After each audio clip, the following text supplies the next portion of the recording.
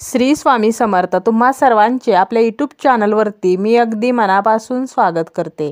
तुमच्या मनातील सर्व चांगल्या इच्छा स्वामी महाराज पूर्ण करोत हीच स्वामींच्या चरणी प्रार्थना करते आणि आजच्या व्हिडिओला सुरुवात करते। 8 मार्चला शुक्रवारी महाशिवरात्री आलेली आहे आणि या दिवशी खास आपण आपल्या मुलांसाठी काही उपाय करायचे आहेत आणि त्यापैकीच एक उपाय म्हणजे शिवपिंडीवरती आपल्याला 21 अख्खे हिरवे मूग अर्पण करायचे आहेत। हे मूग अर्पण करताना आपल्याला काय म्हणायचं आहे, हे कोणत्या पद्धतीने अर्पण करायचे आहेत, कोणी करायचे आहेत याबद्दलचीच माहिती आपण आजच्या या व्हिडिओमध्ये पाहणार आहोत। व्हिडिओला सुरुवात करण्याअगोदर तुम्ही जर चॅनलवरती नवीन असाल तर चॅनलला सबस्क्राइब करा आणि जर तुम्हाला हा व्हिडिओ माहितीपूर्ण वाटला तर व्हिडिओला लाईक करा। तुम्हाला काय करायचं आहे, महाशिवरात्रीच्या दिवशी तुम्ही हा उपाय कधीही करू शकता। दिवसभरात कधीही जरी हा उपाय केला तरी सुद्धा चालेल। हा उपाय आई करू शकते, वडील करू शकतात किंवा घरातील मोठी व्यक्ती आपल्या मुलांसाठी करू शकतात। असं काही नाही की फक्त आईनेच करावा किंवा वडिलांनीच करावा। घरातील मुलासाठी कोणीही, चुलता चुलती, आजी आजोबा सुद्धा हा जो उपाय आहे तर ते करू शकतात। आता जर 2 मुले असतील तर तुम्हाला हा उपाय 2 वेळा करावा लागेल आणि त्या मुलाचे नाव घेऊन तुम्हाला हा जो उपाय आहे तर हा उपाय करायचा आहे। आता हा उपाय करण्यापूर्वी तुम्हाला काय करायचं आहे, तुम्ही हा उपाय घरी करू शकता। तुमच्या घरी जर शिवलिंग असेल, तुम्ही महाशिवरात्रीची पूजा करणार आहात तर याच पूजेमध्ये हा उपाय करू शकता किंवा तुम्ही मंदिरामध्ये जाऊन हा उपाय करू शकता। मंदिरामध्ये जाऊन जर तुम्ही हा उपाय केला तर याचे जे फळ मिळणार आहे तर हे आपल्याला लवकर फळ प्राप्त होते, कारण घरापेक्षा मंदिरामध्ये जी काही पॉझिटिव्हिटी असते तर ती जास्त क्रियाशील असते, जास्त कार्यशील असते। त्यामुळे तुम्ही हा उपाय शक्य असेल तर मंदिरामध्येच जाऊन करा, परंतु मंदिरात जाणेच शक्य नसेल तर मात्र तुम्ही हा उपाय घरी करू शकता। यासाठी तुम्हाला घ्यायचे आहेत ते म्हणजे हिरवे अख्खे मूग घ्यायचे आहेत। हे मूग तुटलेले, किडलेले तर असे मूग घ्यायचे नाहीत, तर व्यवस्थित अखंड 21 मुगाचे दाणे आपल्याला घ्यायचे आहेत। यानंतर तुम्हाला काय करायचं आहे, तर सर्वप्रथम शिवलिंगाची पूजा करून घ्यायची आहे।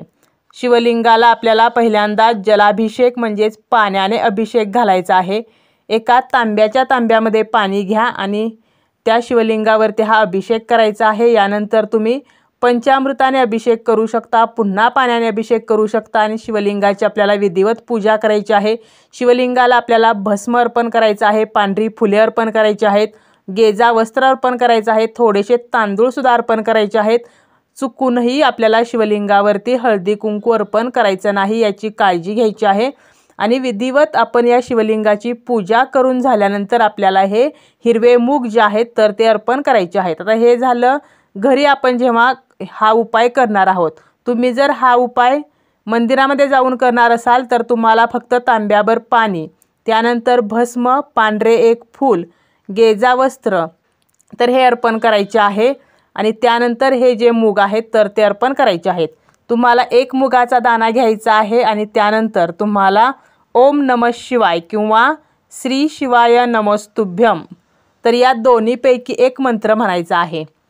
1 मुगाचा दाणा घ्यायचा, ओम नमः शिवाय म्हणायचं, त्या शिवपिंडीवरती हा दाणा अर्पण करायचा। दुसरा घ्यायचा, ओम नमः शिवाय म्हणायचं आणि दुसरा मूग अर्पण करायचा। तर असं आपल्याला 21 वेळा ओम नमः शिवाय किंवा श्री शिवाय नमस्तुभ्यम तर असं म्हणत 21 मूग हे अर्पण करायचे आहेत आणि त्यानंतर हात जोडून आपल्याला शिवांचे स्मरण करायचे आहे आणि शिवांना प्रार्थना करायची आहे की माझ्या मुलाची अभ्यासामध्ये प्रगती होऊ दे किंवा त्याला नोकरीमध्ये यश येऊ दे, त्याची भरभराट होऊ दे, त्याची प्रगती होऊ दे, माझ्या पतीची प्रगती होऊ दे।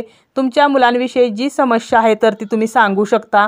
मुले हट्टीपणा करत असतील, किरकिर करत असतील तरीसुद्धा तुम्ही जी समस्या आहे तर ती सांगायची आहे आणि या समस्येतून लवकरच बाहेर पडण्यासाठी शिवांकडे आपल्याला प्रार्थना करायची आहे।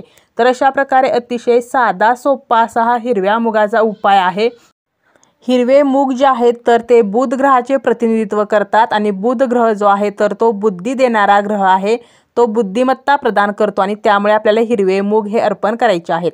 तुम्ही जर घरी हा उपाय केला तर दुसऱ्या दिवशी ह्या मुगाचं काय करायचं आहे, दिवसभर म्हणजे महाशिवरात्रीच्या दिवसभर हे मूग तसेच शिवपिंडीवरती असू द्यावेत आणि दुसऱ्या दिवशी तुम्ही हे जे मूग आहेत ते पक्ष्यांना खायला घाला किंवा तुम्ही स्वतःसुद्धा भाजीमध्ये, आमटीमध्ये किंवा खिचडीमध्ये वापरून खाऊ शकता।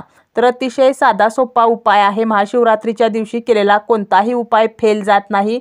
शिव जे आहेत तर त्यांची आपण मनापासून या दिवशी पूजा केली, आराधना केली तर ते लवकर प्रसन्न होतात आणि आपल्या भक्तांना आशीर्वाद देत असतात। त्यामुळे नक्कीच तुम्ही हा जो उपाय आहे तर तो करू शकता।